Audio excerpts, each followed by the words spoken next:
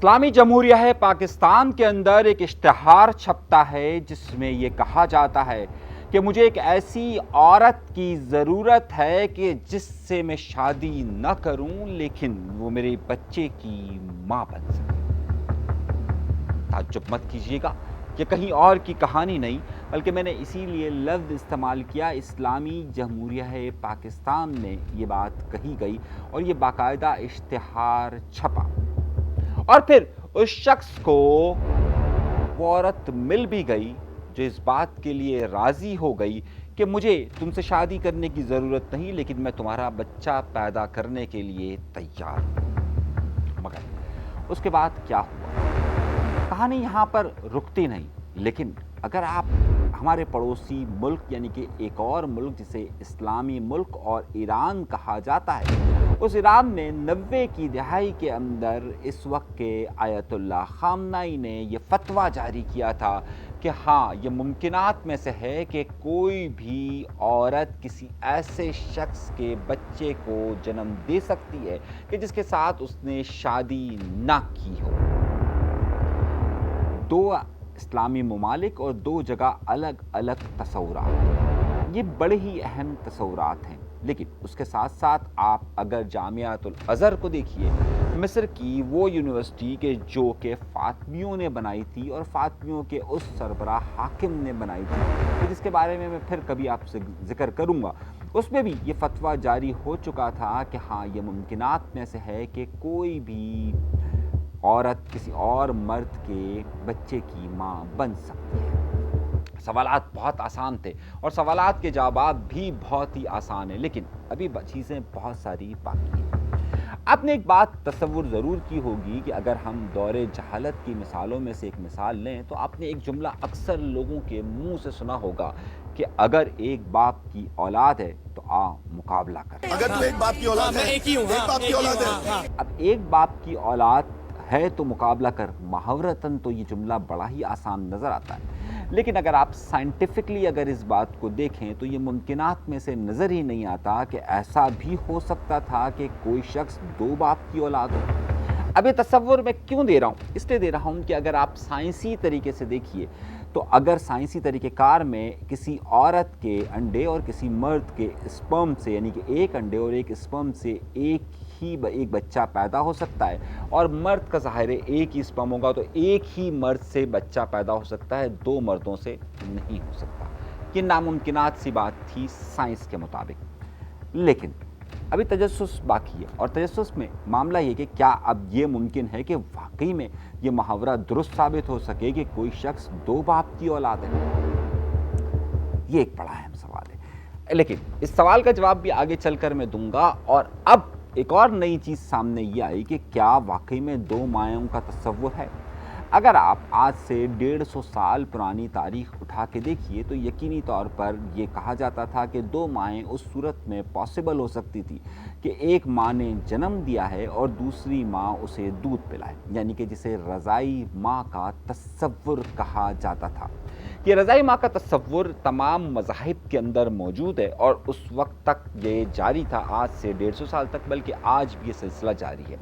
وہ مائیں کہ جو اپنے بچوں کو اپنا دودھ نہیں پلا سکتی ہیں، وہ عام طور پر ایسی ماؤں کی تلاش کرتی ہیں، ایسی عورت کی تلاش کرتی ہیں، اور یہ صدیوں سے رواج ہے کہ جو کہ بچے کو دودھ پلا سکے۔ اب اس صورتحال میں ظاہر ہے اس کے جینز اس کے جسم کے اندر داخل براہ راست ہوتے ہیں، تو دو ماؤں کا تصور وہاں سے دیا جاتا ہے۔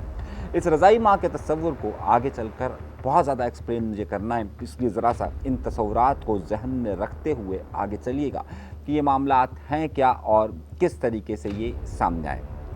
پوری دنیا کے اندر اور خاص طور پہ پاکستان جیسے ملک کے اندر یہ بات کہی جاتی ہے کہ ہر 5واں شادی شدہ جوڑا بانجھ پن کا شکار ہوتا ہے، یعنی کہ ہر 5ویں جوڑے کے پاس اولاد کی نعمت سے وہ محروم رہتے ہیں، اور جب وہ اولاد کی نعمت سے محروم رہتے ہیں تو پھر وہ یقینی طور پر مرد عام طور پر دوسری شادی کی طرف رجوع کرتا ہے، اور وہ دوسری شادی کرتا ہے، اور اگر وہاں سے بھی اولاد پیدا نہیں ہوتی یا تیسری سے بھی نہیں ہوتی تو پھر ظاہر مرد پر سوال اٹھایا جاتا ہوں۔ مگر جب دور جدید شروع ہوتا ہے تو اس دور جدید میں ان تمام تصورات کو ایک طرف رکھا جاتا ہے۔ پھر سائنس اس حد تک ترقی کرتی ہے کہ کیا مرد کے جو اسپرمز ہیں اور عورت کے انڈوں کو فرٹیلائز کیا جا سکتا ہے، کہ انہیں اس حد تک فرٹیلائز کیا جا سکے اور اسے پھر دوبارہ اسی عورت کے رحم میں ڈال کر بچہ پیدا کیا جا سکتا ہے، جس کے لیے تصور پیدا ہوا ٹیسٹ ٹیوب بیبی۔ 17ویں صدی میں اور 1970 اور 1980 کی دہائی میں یہ تصور بہت زیادہ عام ہوا، اور اسی دوران جامعۃ الازہر جیسے بہت بڑے اداروں نے اس بات کا فتویٰ جاری کیا کہ یہ ممکنات میں سے کہ ہاں بالکل ٹیسٹ ٹیوب بیبی پیدا کی جا سکتی ہے اور بانجھ پن کے شکار سے بچا جا سکتا ہے، کہ جس میں ایک عورت اور ایک مرد یعنی کہ جو دونوں میاں بیوی ہوں، ان دونوں کے اسپرم اور انڈوں کو لے کر اسی عورت کے جسم میں رکھ کر بچہ پیدا کیا جا سکتا ہے، جس کے لیے ٹیسٹ ٹیوب بیبی کا تصور ہوا۔ 1987 کے اندر پاکستان میں بھی یہ تصور پیدا ہوا اور اس کے لیے بڑی تغودو کی گئی، اور پھر یہاں پر 1990 کی دہائی کے اندر اور 1990 اور 92 میں ایک بچہ واقعی میں پاکستان میں ٹیسٹ ٹیوب بیبی سے پیدا ہوا۔ لیکن ذرا سے اس بات کو ذہن میں رکھیے گا، جو بچہ پیدا ہوا وہ دونوں شادی شدہ تھے، دونوں کے ازدواجی تعلق تھا، اور دونوں کے ہی ایک کے اسپرم اور ایک کے انڈے کو لے کر اسی عورت کے رحم میں ڈالا گیا تھا کہ جہاں سے یہ بچہ پیدا ہوا۔ مگر کہانی میں ابھی ٹوسٹ ہے، اور اس ٹیسٹ ٹیوب بیبی کو شروع میں پاکستان میں حرام قرار دیا گیا، لیکن بعد میں کیونکہ جامعۃ الازہر کا فتویٰ بھی اس میں موجود تھا اور بعد میں اس کی اجازت دے دی گئی۔ لیکن اس میں ایک نئی تبدیلی رونما ہونا شروع ہوئی 90 کی دہائی کے اندر، اور 90 کی دہائی کے اندر پوری دنیا میں یہ ہوا کہ کیا بہت ساری عورتیں ایسی تھیں جو اپنا بچہ پیدا نہیں کرنا چاہتی تھی، اور جو کہتی تھی کہ جناب میں اس قابل نہیں ہوں کہ میں اپنا بچہ پیدا کروں، تو میرے اسپرم اور میرے شوہر کے میرے انڈوں کو اور میرے شوہر کے اسپرم کو ایک ایسی عورت کے پیٹ میں رکھ دیا جائے کہ جو کہ ماں بننے کے لیے تیار ہو، اور اسی کے نام کے ساتھ آیا سروگیٹ۔ آپ دیکھیے بڑے مشہور اداکار شاہ رخ خان کے بچے بھی سروگیٹ سے پیدا ہوئے، یعنی کہ انڈے اور اسپرم جو ہے وہ ان دونوں سے لیے گئے اور ایک اور ماں کے لیے ایک عورت کو تلاش کیا گیا۔ انڈیا کے اندر اور دنیا بھر کے کئی ممالک کے اندر سروگیسی کی اجازت دی جاتی ہے اور سروگیٹس کو سروگیسی کی اجازت ہے۔ پاکستان کے اندر سن 2015 کے اندر ایک صاحب ہیں جس کا نام ہے ڈاکٹر فاروق صدیقی صاحب، انہوں نے ایک اشتہار دیا، اور اشتہار یہ دیا کہ مجھے ایک ایسی عورت کی ضرورت ہے کہ جو کہ میرے بچے کی ماں بن سکتی ہو، کیونکہ میری بیوی اس چیز کے پروسیس کو فرٹیلائز نہیں کر پا رہی ہے، تو میری بیوی اور میرے انڈے اور اسپرم کو ملا کر ایک عورت کوئی مجھے مل جائے جو میرے بچے کی ماں بن سکے۔ اب جب یہ اشتہار پورے یہاں پر آیا تو ایک خاتون جس کا نام تھا فرزانہ ناہید، وہ اس کام کے لیے تیار ہوئی، اور انہوں نے باقاعدہ وربل یعنی زبانی ایک ایگریمنٹ کیا کہ میں آپ کے بچوں کی ماں بنوں گی، اور پھر ظاہر ہے وہ بچہ آپ کو مل جائے گا۔ جب سن 2017 کے اندر یہ بچہ پیدا ہوا تو فرزانہ ناہید نے منع کر دیا کہ میں آپ کو یہ بچہ نہیں دے سکتی، اور میں آپ کو یہ بچہ ظاہر ہے آپ کو اس کے نان نفقے کے پیسے مجھے دینے پڑیں گے۔ آپ نے اس طرح کی بہت ساری فلمیں بھی دیکھی ہوگی، انڈیا کے اندر ایسی بہت ساری فلمیں بھی بنی کہ جس میں سروگیسی کا مسئلہ کہا گیا، لیکن ہمارا اس وقت عنوان یہ نہیں ہے۔ یہ معاملہ بعد میں شرعی کورٹ کے اندر گیا اور شرعی کورٹ نے اس کا ایک فیصلہ سنایا۔ شرعی کورٹ نے کئی سالوں کی اس پوری بحث کو سنتے ہوئے کہا کہ جناب والا، پاکستان کے اندر ایک مرد کے بچے، ایک مرد کے اسپرم اور دوسرے بچے اور عورت کے انڈے سے کسی تیسری عورت کے جسم میں یہ داخل نہیں کیا جا سکتا، کہ جس کی بنیاد پر یہ شرعاً منع کر دیا گیا۔ اب آپ دو لفظوں کو ذہن میں رکھیے گا۔ پہلا سلسلہ یہ تھا کہ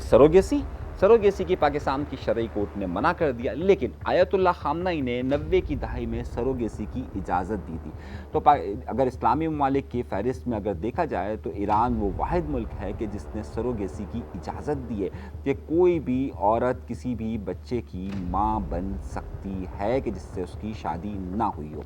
مگر اب اس میں ایک تبدیلی آ گئی، اور تبدیلیاں اس طریقے سے رونما ہونا شروع ہوئی کہ جب اس طرح کی لیبارٹریز نے پاکستان کے اندر کام کرنا شروع کیا تو اکثر ایسا ہوا کہ کوئی مرد ہے کہ جو کہ بانجھ ہے، اور بانجھ ہے اور جس کے اسپرمز میں وہ طاقت ہی نہیں کہ وہ بچہ پیدا کر سکے۔ تو پھر کچھ ایسے کیسز بھی سامنے آئے کہ جس میں کچھ لیبارٹریز نے یہ کہا کہ ہم آپ کے اسپرمز کو ظاہر ہے مزید زیادہ آگے بڑھا دیں گے اور آپ کی بیوی کے رحم میں ڈال دیں گے اور آپ کا بچہ پیدا ہوگا۔ لیکن وہاں پر یہ بحث شروع ہوئی کہ کیا واقعی میں یہ اوریجنل اسی مرد کا ہی اسپرم تھا یا کسی اور کا اسپرم ڈالا گیا۔ پاکستان میں چیک اینڈ بیلنس کا کوئی بھی نظام اس طرح کا موجود نہیں ہے، اور اب معاملہ یہاں تک آ چکا ہے کہ دنیا بھر کے اندر بغیر ازدواجی تعلقات کے ایک عورت کے انڈوں میں کسی مرد کے اسپرم کو ملا کر وہ عورت اس بچے کی ماں بن سکتی ہے بغیر کسی فزیکل ریلیشن کے یا ازدواجی تعلق کے۔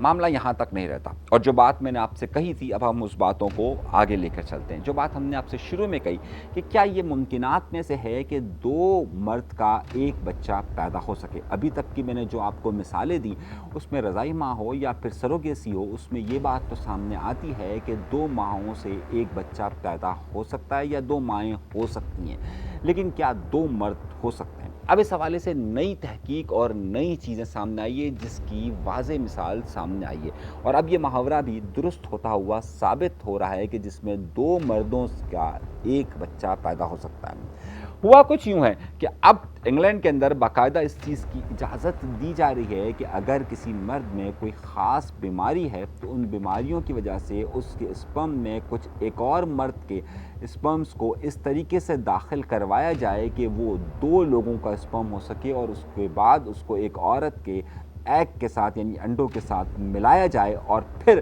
اس کے بنیاد پر ایک نیا بچہ پیدا کیا جائے کہ جس میں دو مردوں کے علیحدہ علیحدہ جین شامل ہوں اور ایک عورت کا جین شامل ہو۔ اس حوالے سے کیا پاکستان میں یا دنیا بھر کے اندر کام ہو رہا ہے؟ اطلاعات یہ موصول ہو رہی ہیں کہ پاکستان کے اندر اس حوالے سے خفیہ طور پر، جس طرح میں نے آپ سے پہلے کہا کہ کچھ مردوں کی یہ شکایتیں موصول ہوئیں کہ ان کے اسپرم کے بجائے کسی اور مرد کا اسپرم رکھ کر اس کی بیوی کے ساتھ یا پھر کہیں اور عورت کے ساتھ بچہ پیدا کیا گیا۔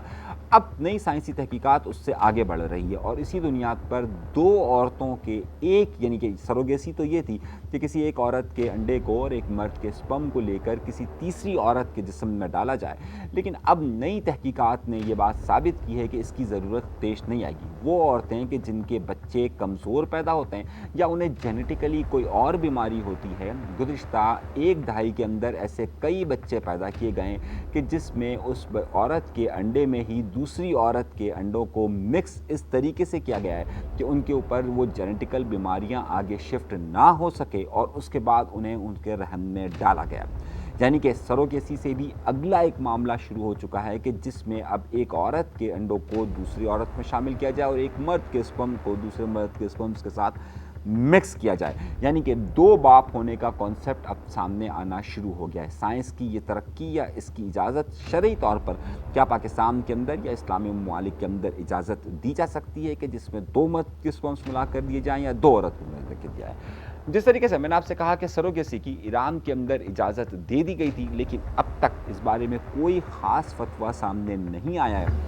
کہ جس میں یہ بات کہی جائے کہ دو مردوں کے اسپرمز کے ساتھ ایک عورت کا بچہ پیدا کر سکتی ہے یا نہیں کر سکتی، اور اس کی شریعت نے کیا اجازت دی جائے گی یا نہیں دی جائے گی۔ یہ وہ سوال ہے کہ جس کے جواب مجھے تمام علماء کرام سے بھی چاہیے اور آپ سب کی رائے بھی چاہیے۔ اپنی رائے اس پروگرام کے اندر ضرور دیجیے گا تاکہ ہم اس گفتگو کو مزید آگے بڑھا سکیں۔ یہ ایک سائنسی، دینی، اخلاقی، سماجی مسئلہ ہے، اور ہم یہ پروگرام کا اس لیے کر رہے ہیں کہ ایسے بہت سارے ٹیبیوز ہے کہ جس پر ہم بات کرتے ہوئے لوگ جھجکتے ہیں، لیکن یہاں پر ایسے ہزاروں، جس طرح میں نے آپ سے کہا کہ ہر 5ویں گھر کا یہ مسئلہ ہے کہ اس کے یہاں اولاد پیدا نہیں ہو پا رہی ہے۔ یہ ایک سنجیدہ نوعیت کا معاملہ ہے کہ جس پر ہمیں سنجیدہ سائنسی، علمی، مذہبی گفتگو کرنے کی ضرورت ہے، اور اسی لیے ہم اس سیشن کو اوپن کر رہے ہیں کہ جس میں آپ کی رائے کی مجھے ضرورت ہوگی۔ اجازت دیجیے گا، اللہ نے کے بعد۔